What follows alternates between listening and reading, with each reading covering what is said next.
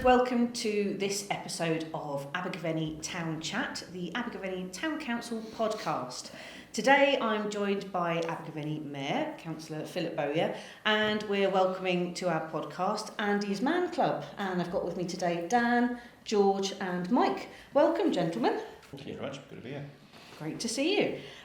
We have been a big supporter of Andy's Man Club for a long time here in Abergavenny, but I wondered for those of our podcast listeners who might not know about Andy's Man Club, would you like to tell us a bit about it? Okay, right. Andy's Man Club was set up, it was approximately 10 years ago, following the death of a guy called Andy Roberts.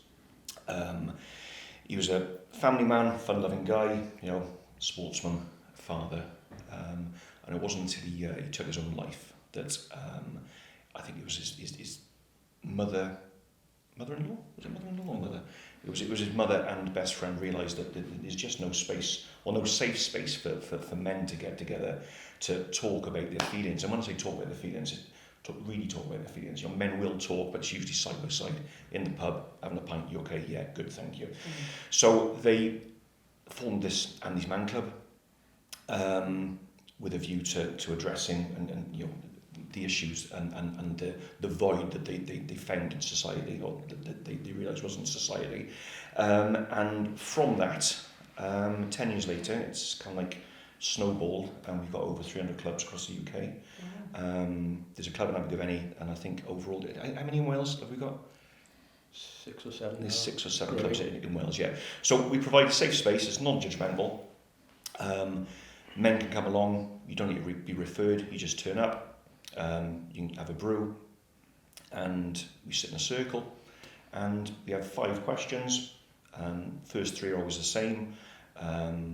It's basically, what's your name, reason for being here, positive from your week,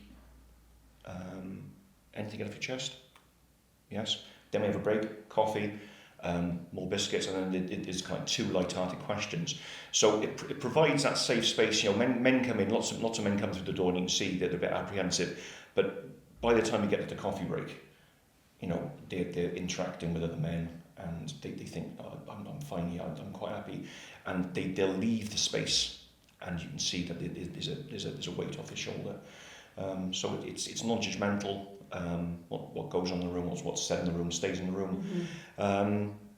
And yeah, hopefully, well, I think over the time that we've been operating in Abergavenny, which I think has been, it's just over 3 years, isn't it? I think, yes, yeah. We know we've made a difference, and we've helped men, and we don't just know that by looking at people. They've come and actually. There's evidential proof we've that had you've made a difference. We've had that feedback, yeah, from them, yeah, mm-hmm. yeah. So we're integrated in the community now. We've got quite a lot of support from the mayor. There's other local charities that have been supporting us. Yeah. So it's yeah. It's. So where do you meet then? Right. Where do you meet, and how many people do you coming along to your meeting? Okay, we meet in the Tithe Barn, which is down by St Mary's Church, every Monday apart from bank holidays, and on average we have it's around 25. Yeah, 25 on a weekly basis. That's fantastic. Yeah, it is fantastic. It's also it shows that there's a need. Shows the need. Yes. Yeah. And I think since we started, how many men have we supported? We've actually supported 301 men since we started April. 4 years ago, I think. Goodness me. So, and that's probably scratching the surface, to be honest. Yeah. That's phenomenal. That's quite a stark figure as well, isn't it? With 300 people that have come to access your services. And since we started, we've had people come from, mostly local guys, but we get people from Chepstow, Cwmbran, Hereford. And as a result of that, we've set up 3 clubs in Chepstow, Hereford and Cwmbran. So you can see how it's starting to spread now, and this is how the whole thing works. Yeah. We were, 4 years ago, we were the 97th club, and now there's 333 across the UK. It's spreading, and that's the way it happens. The model is trying to get an Andy's Man Club 30 minutes away from the next one, so you can get that network is, yes. Well, for me, what I find is really powerful is you know that every Monday night there's a group of men sitting down in 300 clubs across the UK, Yeah. and that was brought home to me by it was a couple of months ago. We were sat there, and it was I think it was mid-July, something like that, and there's a guy come down from Scotland, and he said, well, I'd come to you guys because I usually go to a club in Scotland, and he said we're on a holiday with and my wife said, well, it's Annie's man club, when are you going to find the club? So that's the beauty of it. That's I think incredible. you just dip in and dip out as often or as you like, really. Yeah. So you'll get some people that will come every week, and then others that you might see just once in a while. Yeah, definitely. So and some people will come and they'll realise it's not for them. It's not a problem. They just come, and you get some guys who just come along and they don't talk for the first couple of weeks, and then it's almost like as if you can see them starting to open up completely. Which is really good. The power of being able to sit down and talk to someone is just incredible, isn't it? I think that being able to offer that space for people to come in and just feel that they're safe for that 2 hours that you're there, even if they don't share anything, that's incredible. So I think that's the most important thing. It's that when you come through that door, and it takes a lot to come through that door, and once they get through that door, we have to welcome them, make them feel at home, and because they don't know what environment they're coming into really, never been through that door before, and don't really know what to expect other than what they've read online. But it's putting them at ease, so we welcome them in, have a cup of tea, brew, chat with them. How did you get here? Well, how did you find out about us? And 9 times out of 10, the reason they came because their partner sent them, which is normally a female. So the ladies have got a massive part to play in this, pushing the guys through the door. And there's a lot of apprehension. We see that over their faces, don't we, guys? Yeah. And when we sit them in the circle, we always sit them towards the back end. So when we go around the process, anything to get off your chest, they realise they're not alone. It's not just them who've got an issue or a problem or whatever's going through their life. And they feel then you can see they're more relaxed about it. And then at the break time, they'll go and have a chat with somebody that perhaps can connect with who have a similar problem, and they'll have a chat. And it's about building relationships and friendships, and that's what this club is starting to do. You said about people coming back every week. People come back for their weekly maintenance. It's like going to the gym, for your mind. And as a result of that, we have a lot of guys who are lost partners on their own, social anxiety. And we've seen over the 4 years, coming up April now, how people have connected and made friendships.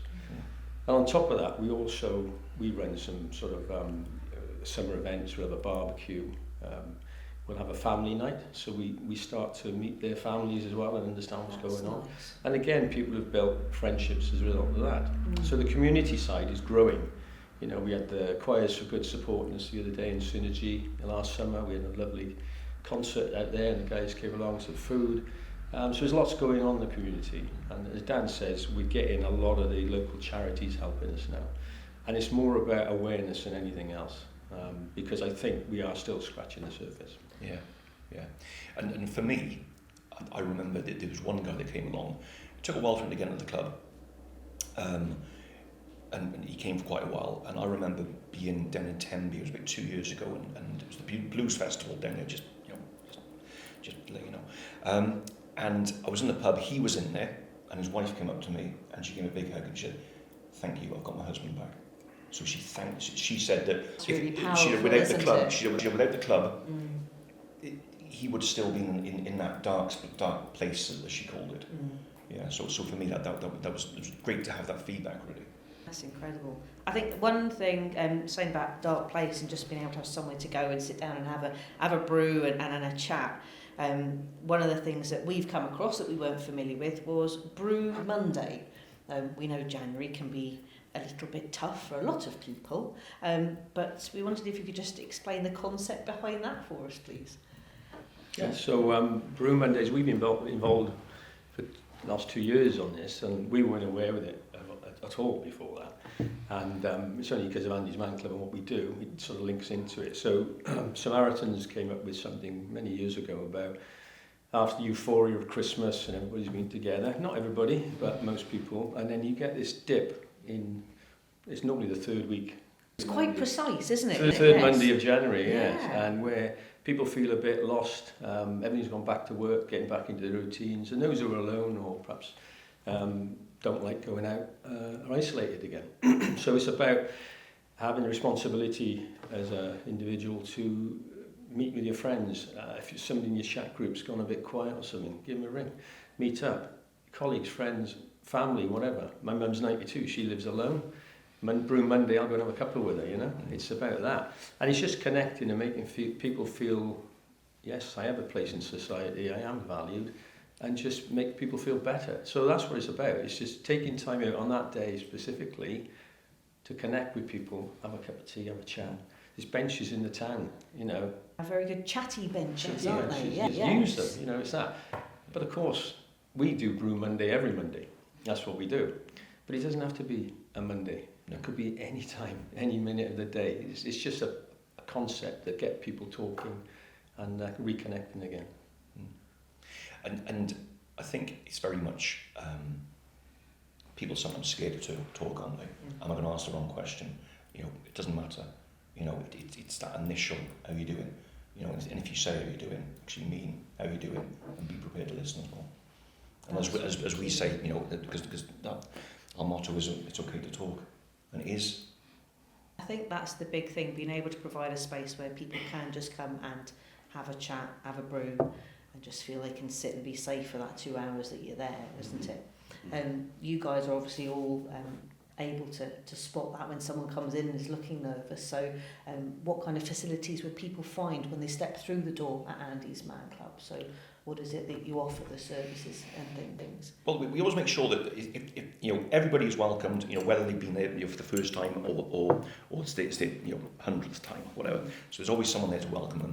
You know, straight in, they can have as much tea and coffee as they want. There's biscuits, and it's just that, you know, people will connect straight away. You know, we make a point of if it's someone's first time, you know, it's a case of we'll introduce that person to the rest of the group, and you know, they can start to get chatting and whatever, and you know, that kind of like gives them the confidence, I think, to realise, well, you know, yeah, this isn't too bad, and you know, I'm here with like-minded people. So it is, and again, I know we say it a lot of times, but it's that safe environment. And you know, the worst bit is getting through the door. Once you've done that, the rest should be pretty plain sailing. And that's something that I can personally attest to, is Mike and Dan, they're sort of original facilitators. I've become one in the past 12 months, and when I first came through the door, I was very anti anything like groups and things like that. I don't trust anybody, as I have PTSD, and fortunately, having met these two guys and lots of other great guys there, you know, I've really come out of my shell, and like I say, I've become a facilitator myself, and I can honestly say it's something that's made a huge difference to my life and also to my family's lives as well, you know. So That's really powerful, George. Thank you for Great sharing story. that. That's incredible. Tell us how can we help the idea that you say to get the word out. This is one way that we're here today. This will be broadcast. People will see it. What other ways can people help you to spread this message? I mean, this is perfect. This is I mean, you've helped us in the past. you sponsored us. I think it's just every opportunity. I mean, you guys are in the public eye all the time.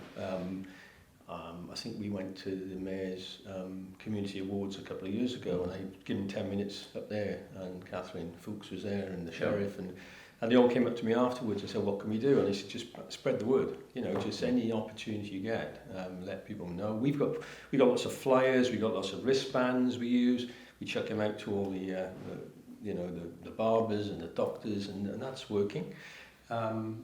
If anyone's got like a community event coming up, so if they get in touch, and you'll happily come along and talk to people as well. We've done, over the years, we've done a lot of that. We go to BA Systems once a year on their Mental Health Week. Excellent. So we present there, guys. We've done Probus, we've done U3A, we've done 50 plus group. Yeah. We do the food festival every year, which is great, and that gives us a lot of coverage, and that's where Hereford came from because of the interest there.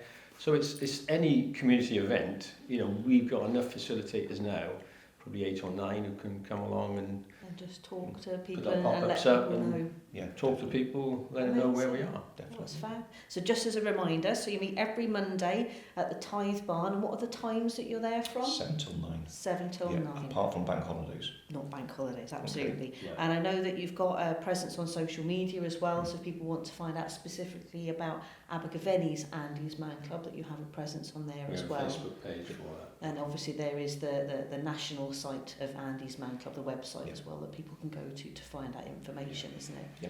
Well, that's been wonderfully informative. Thank you so Thank you much very for much. joining us today. Thank you for inviting us. That's brilliant. And as I say, if you'd like to hear more, do download this podcast, have a listen, go find the Andy's Man Club page, and they will welcome you with open arms.